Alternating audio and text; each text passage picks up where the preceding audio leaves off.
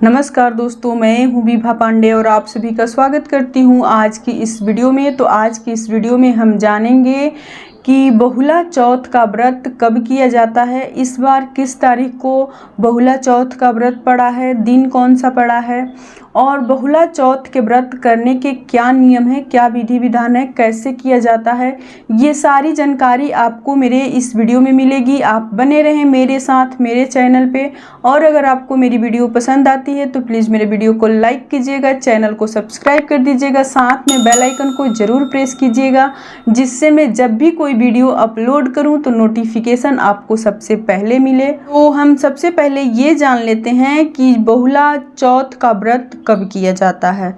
तो बहुला चौथ का व्रत भाद्रपद मास के कृष्ण पक्ष के चतुर्थी तिथि को रखा जाता है, जो कि इस बार 15 अगस्त को पड़ रहा है, दिन है सोमवार। तो 15 अगस्त को बहुला चौथ का व्रत रखा जाएगा। बहुला चौथ में देखिए ये दो व्रत हो जाता है, एक चौथ का व्रत होता है और एक बहुला का व्रत होता है। एक दिन ही ये दोनों व्रत रखा जाता है। तो कंवारी लड़कियां जो होती हैं वो बहुला का व्रत रखती हैं, जो कि शाम तक निर्जला व्रत रखा जाता है और शाम में गुधलू से पहले पूजा करके कथा सुन के और अपना व्रत जो है खोल दिया जाता है। फलहार किया जाता है, अन्न नहीं खाया जाता है, किसी भी प्रकार का अनाज गेहूं चावल नहीं खाया जाता है। इसमें फलहार लिया जाता है, पानी पी सकते हैं और लेकिन अन्न नहीं खाया जाता है। और जो चौथ का व्रत रखती हैं तो उनको जब तक चंद्रमा उदय ना हो जाए उसमें भगवान गणेश की पूजा की जाती है, उसके बाद कथा सुना जाता है और चंद्रमा उदय होने पे उनको अर्घ दिया जाता है और उसके बाद जो है चौथ का व्रत में फलहार किया जाता है रात के समय।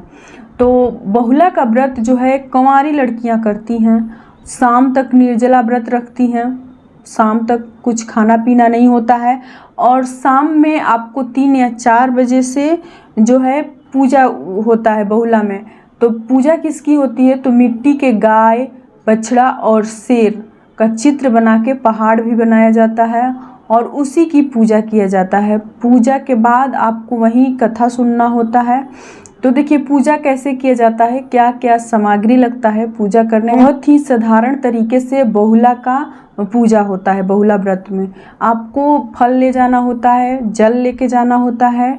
और अगर कोई महिला बहुला का व्रत रख रही हैं, जैसे कि हर क्षेत्र में अलग अलग तरीके से होता है, कई जगह शादी होने के तुरंत बाद से चौथ का व्रत किया जाता है और कई जगह संतान होने पे, बच्चा होने पे चौथ का व्रत किया जाता है। बच्चा नहीं होता है तब तक बहुला का ही व्रत किया जाता है। तो अगर वो शादीशुदा है, बहुला का व्रत रखी हैं, तो उनको अपने सिंदूरे का सिंदूर जरूर उस दिन चढ़ाना चाहिए बहुला गाय को।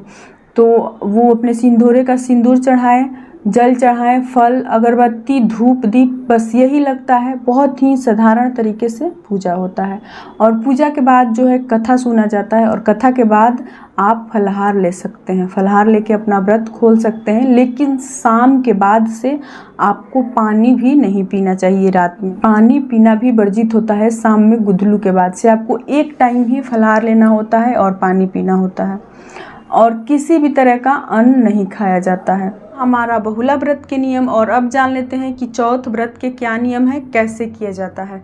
तो मैं अभी बताई हूँ कि हर क्षेत्र में अलग अलग तरीक़ों से व्रत किया जाता है। तो देखिए कई क्षेत्र में है जो शादी के तुरंत बाद से ही चौथ का व्रत किया जाता है और कई क्षेत्र में है कि बच्चा होने पे, वंश होने पे चौथ का व्रत किया जाता है। तो जिनके यहाँ जैसे होता हो वैसे ही करना चाहिए। व्रत के जो नियम है, जिसके घर के जो नियम है, जो परंपरा है, उसे कभी भी तोड़ना नहीं चाहिए। तो चौथ के व्रत को भी पूरे दिन निर्जला व्रत रखा जाता है। रात के समय भगवान गणेश की और माता लक्ष्मी जी की पूजा की जाती है और कई घर में जो है कि भगवान गणेश की और माता लक्ष्मी जी की चांदी की प्रतिमा बना के और उसी का पूजा किया जाता है।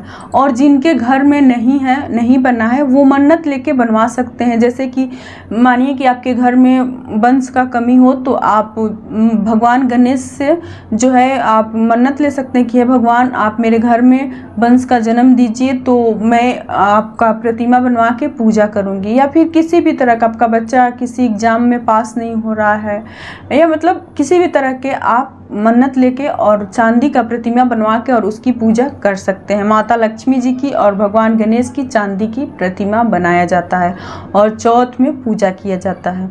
और जिनके घर नहीं हो, फोटो कैलेंडर का भी पूजा कर सकते हैं। पूजा का सामग्री क्या क्या लगता है, तो पूजा में सामग्री आपको लगता है पान, कसैली, कुछ पैसे, और देखिए प्रसाद के लिए आपको इसमें सबसे अधिक ज़रूरत है कोन और गुड़।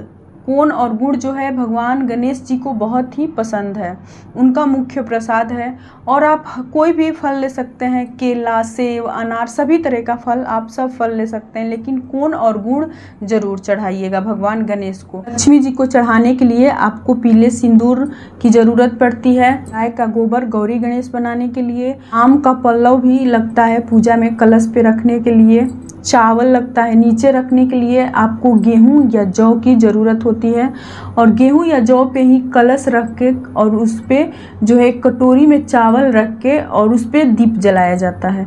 आम का पल्लव, उसके बाद कटोरी में चावल और उसके बाद ऊपर से दीप जलाया जाता है। ऐसे करके कलश रखा जाता है। फिर कलश पे गौरी गणेश को गोबर से बनाया जाता है। अगर गोबर ना मिले तो आप हल्दी से भी गौरी गणेश बना सकते हैं कलश पे। और एक चीज़ जो कि सबसे ज़रूरी होता है भगवान गणेश जी को चढ़ाना, वो है जनेऊ।